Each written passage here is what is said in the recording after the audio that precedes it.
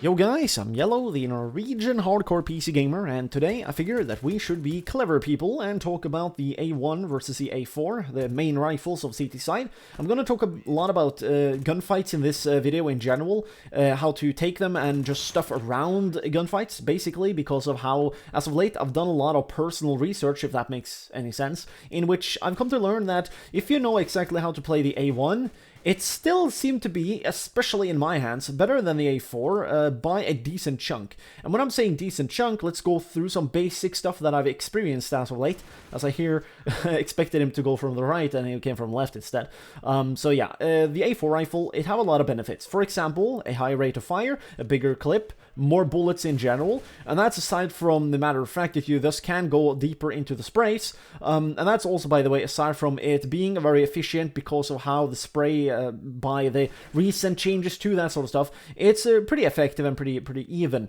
However, this scales with most other rifles, except for the A1. It seemed to be taking the least effect into how the A1 rifle works on CT side, but that's not the big point here. The big point is the logic behind how you're taking gunfights, and how, if you know what you're doing, you're going to be able to do pretty ridiculous things with the A1 versus the A4, especially me though, so keep in mind that, like, while this is a bit anecdotal, it's still going to prove to be a pretty good measurement of how the rifles work and how you guys might want to use them in a gaming scenario in which you are pressured or whatever, really. I mean, it kind of depends on one or two things. Are you going to be pretty much a hybrid player? Are you going to do a lot of rotation? Are you not going to save a lot? Or are you going to take an up-close battle?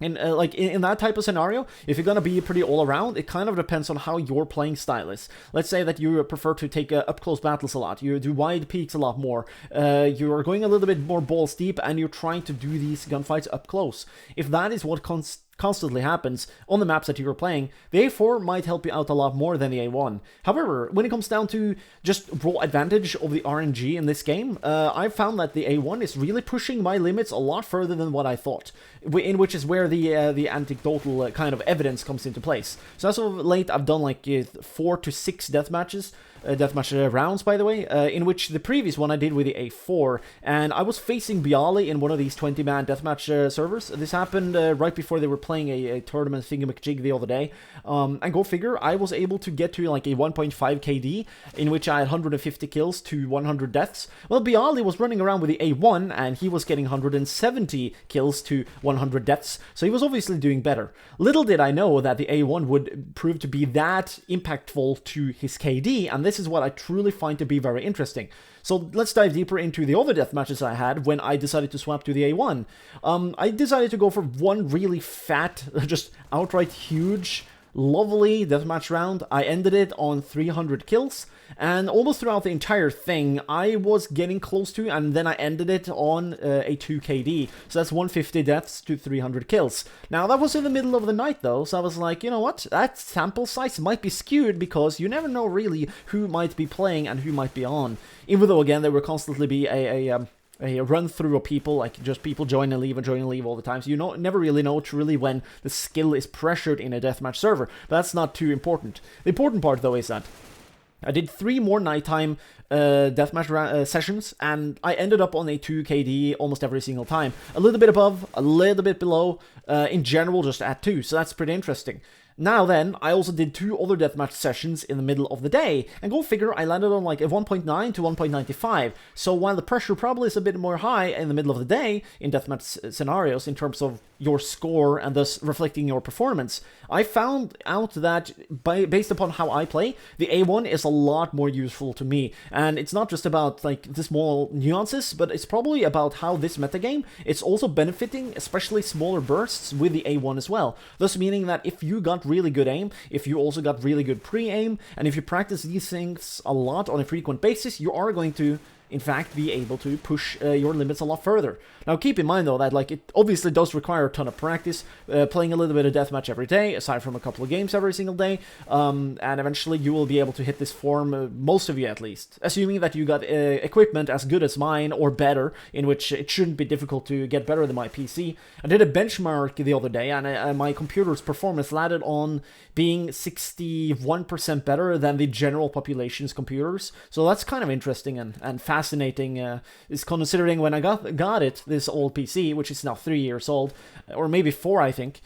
Yeah, very close to 4. I was at like 83%. But anyways, yeah. So I guess the things that we can take from this, guys, the summary and the actual raw information that you guys are lusting for is that currently in this metagame, having max accuracy is still as important as it has ever been. Being able to take gunfights in a very intelligent manner, do small bursts, small sprays, and being able to play a lot with cover, it will help you out as much as it has ever done.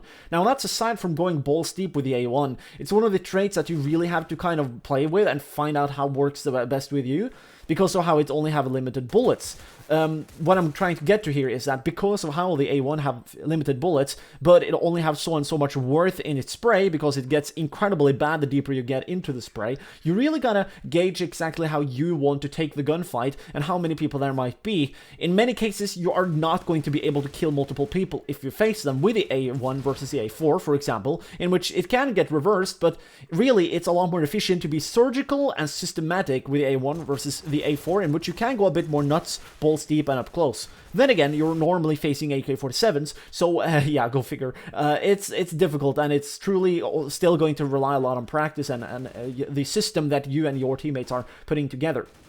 Now, I don't think there's too much more to say other than that you really got to try and figure out how these guns are going to work out for you. There are truly lovely benefits to all the weapons currently, in which while the A1, at least in my hands, is a lot better than the A4, which I'm glad to learn. I'm still performing decent with most weapons, even though, again, the RNG is punishing me a lot more with the A4. So, yeah, you guys go out there, do a lot of deathmatching, see what really works the best for you, and get better if you aren't really already that good-ish. So then again, yeah, thanks for watching. There's not too much more to mention on this subject. If you guys want to support my channel and my work and all this crazy stuff that is going to come up in the future in this lovely winter, do decide to become a Patreon if you can. That way you're supporting everybody else who enjoy this channel as well, because there will be more videos and such. Aside from that, I would recommend you guys to follow me on Facebook, Twitter, and Twitch. That way you will know whenever I do go live, in which you can get to see these games go down as they do when I stream them. So yeah, thanks for watching, have a nice day, and don't get beastified when you play.